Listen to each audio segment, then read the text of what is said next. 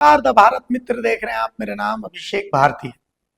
आज से 2 दिन पहले, लगभग 48 घंटे पहले, एक खबर उठी कि 30 तारीख को झारखंड के डीजीपी अनुराग गुप्ता हटा दिए जाएंगे। केंद्र सरकार ने आदेश दे दिया है कि अनुराग गुप्ता को हटा दिया जाए। हमने खंडन किया आज से 48 घंटे पहले कि ऐसा हो ही नहीं सकता। केंद्र सरकार के पास ये अधिकार ही नहीं है।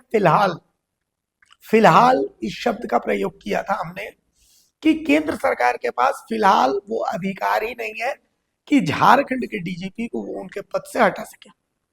हमने इसके पीछे का तकनीकी पहलू भी समझाया था। इसके पीछे का तकनीकी पहलू ये था कि झारखंड में डीजीपी का जो पद है, उस पद के लिए अब पूरी तरीके से चयन और एक्सटेंशन और हटाए जाने, इन तीनों के लिए जिम्मेवार राज्य सरकार है। राज्य सरकार कैसे है, इसको आपको समझना पड़ेगा। पहले इस पंगे को समझिए कि डीजीपी का पंगा है कैसे। आप याद कीजिए कि जब हेमंत सोरेन मुख्यमंत्री बने थे पहली बार, यानी पहली बार मतलब पिछले कार्यकाल की बात कर रहा हूं, तो उस समय एमवी राव को डीजीपी बनाया गया था। एमवी राव जब डीजीपी बने तो उनको पूर्णकालिक डीजीपी की जगह प्रभारी डीजीपी रखा गया। इसलिए क्योंकि यूपीएससी के अनुशंसा के हिसाब से वो डीजीपी नहीं थे, इसीलिए उनको प्रभारी डीजीपी बनाया गया था। एमवी राव की प्रभारी डीजीपी पर नियुक्ति को लेकर के एक याचिका सुप्रीम कोर्ट भी पहुंची थी। उसके बाद बहुत सारे नाटकीय घटनाक्रम घटे और फिर एमवी राव रिटायर हो गए। एमवी राव जब प्रभारी डीजीपी से हटाया, रिटायरमेंट के बाद उनको एक्सटेंशन नहीं दिया गया, कुछ खटपट भी हुई। उसके बाद नीरज सिन्हा झारखंड के डीजीपी बने। नीरज सिन्हा डीजीपी बने, फिर नीरज सिन्हा रिटायर हुए। नीरज सिन्हा के रिटायरमेंट के बाद अजय कुमार सिंह झारखंड के डीजीपी बने, लेकिन अजय कुमार सिंह को उनके बीच के कार्यकाल में ही हटा करके और अनुराग गुप्ता को डीजीपी बनाया गया, प्रभारी डीजीपी बनाया गया था। अनुराग गुप्ता जब डीजीपी बने, उसके बाद प्रभारी डीजीपी जब बने, तो उसके बाद डीजीपी की नियुक्ति को लेकर के बहुत पछड़ा चल रहा था। जैसे केंद्र और राज्य के बीच जो नियम, अधिकार, ये तमाम चीजें हैं, तो इसकी लड़ाई के बीच डीजीपी का जो पद होता है वो फंस रहा था।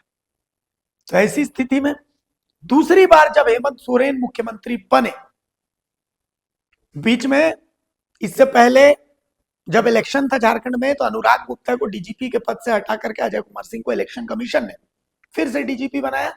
लेकिन हेमंत सोरेन जब फिर से मुख्यमंत्री बने तो सबसे पहले उन्होंने अनुराग गुप्ता को झारखंड का डीजीपी बनाया और उसके बाद कैबिनेट से एक नियम पास किया।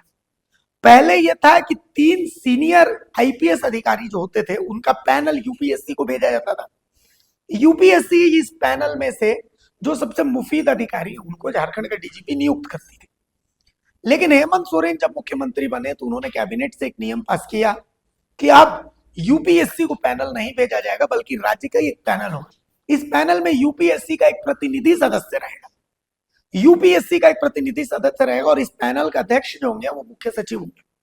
इसके अलावा जेपीएससी अध्यक्ष भी इस पैनल में होंगे।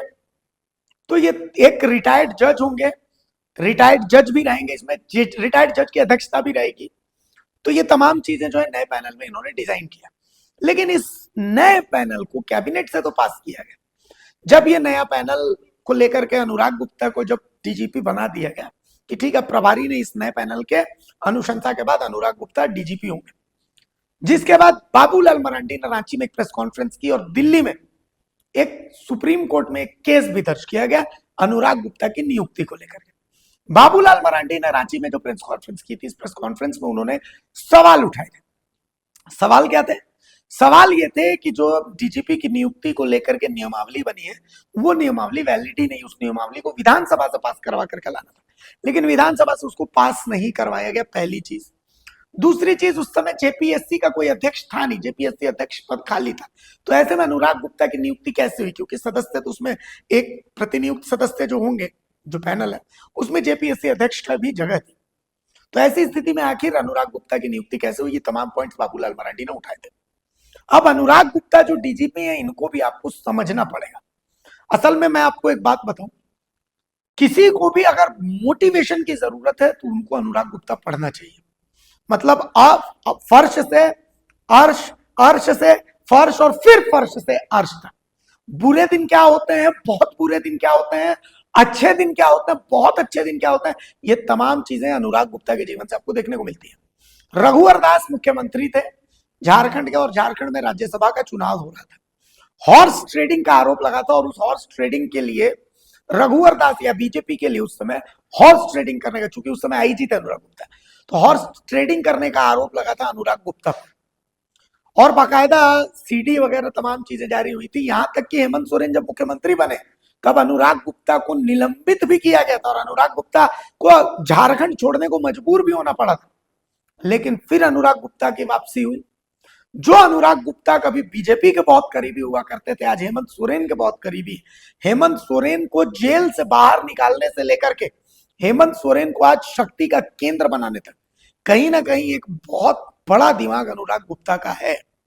और उससे भी इंपॉर्टेंट बात, अनुराग गुप्ता ने कुछ चीजें जो है, आप उनका जो कार्यकाल, उस कार्यकाल को लेकर के आप पसंद भी कर सकते हैं, सवाल भी खड़े कर सकते हैं। जैसे अब जेएसएससी को लेकर के अनुराग गुप्ता की कार्यशैली को लेकर के सवाल खड़े हुए, लेकिन नक्सलवाद को लेकर के अनुराग गुप्ता का कार्यशैली बहुत जबरदस्त रही है। कानून व्यवस्था को लेकर के अनुराग गुप्ता की कार्यशैली बहुत जबरदस्त रही है। एक ऐसे डीजीपी हैं जिनसे आप एक आम आदमी के तर्ज पर भी जाकर के मिल सकते हैं। अमूमन झारखंड में ऐसे डीजीपी हुए नहीं। खैर बहरहाल हम मुद्दे पर आते हैं, अब मुद्दे पर बात होगी। तो अब मामला चूंकि सुप्रीम कोर्ट के अधीन है कि अनुराग गुप्ता की नियुक्ति सही है नहीं है, तो ऐसे में गृह मंत्रालय अनुशंसा कर सकता है, रिक्वेस्ट कर सकता है कि अनुराग गुप्ता को एक्सटेंशन आप ना दें।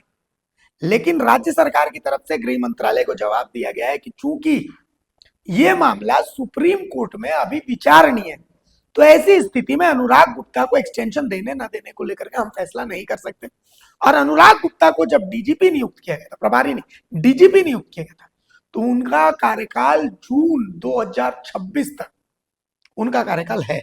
हालांकि कल यानी 30 तारीख को रिटायर भले हो गए, लेकिन केंद्र राज्य सरकार की तरफ से उनको एक्सटेंशन दे दिया गया। हमने 48 घंटे पहले ये बात कही थी कि आपको 1 अप्रैल को भी, 1 मई को भी अनुराग गुप्ता ही झारखंड के डीजीपी दिखेंगे। हालांकि हमारी बातों पर हमने बहुत सारे कमेंट्स देखे, बहुत सारे लोगों ने हमें कहा कि नहीं ये तो केंद्र का अधिकार है, आपको जानकारी नहीं है। कुछ लोगों ने कहा अरे पढ़ लो, कुछ लोगों ने कहा कि तुम लोग कुछ भी बोलते हो।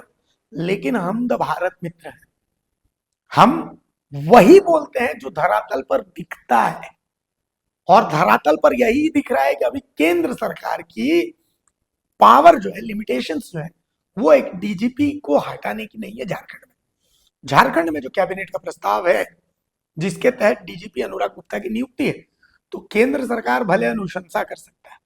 केंद्र सरकार को अगर अनुराग गुप्ता को हटाना है तो उसके लिए एक अलग प्रोसेस, एक अलग कानूनी निर्णय हो सकता है। लेकिन चूंकि इनकी नियुक्ति का मामला अभी सुप्रीम कोर्ट में पेंडिंग है, तो राज्य सरकार की तरफ से जवाब है कि हम भी वही सुप्रीम कोर्ट के उस फैसले का इंतजार कर रहे हैं। सुप्रीम कोर्ट का जो फैसला होगा हमको वही मान्य होगा। लेकिन एक बात तय है, फिलहाल अनुराग गुप्ता ही झारखंड के डीजीपी रहेंगे। अगर खबर पसंद आए तो आप QR स्कैन कर दें हमारा साथ। आपका एक छोटा आर्थिक सहयोग है हमारा बड़ा हौसला। द भारत मित्र, बुलंद भारत की बुलंद तस्वीर।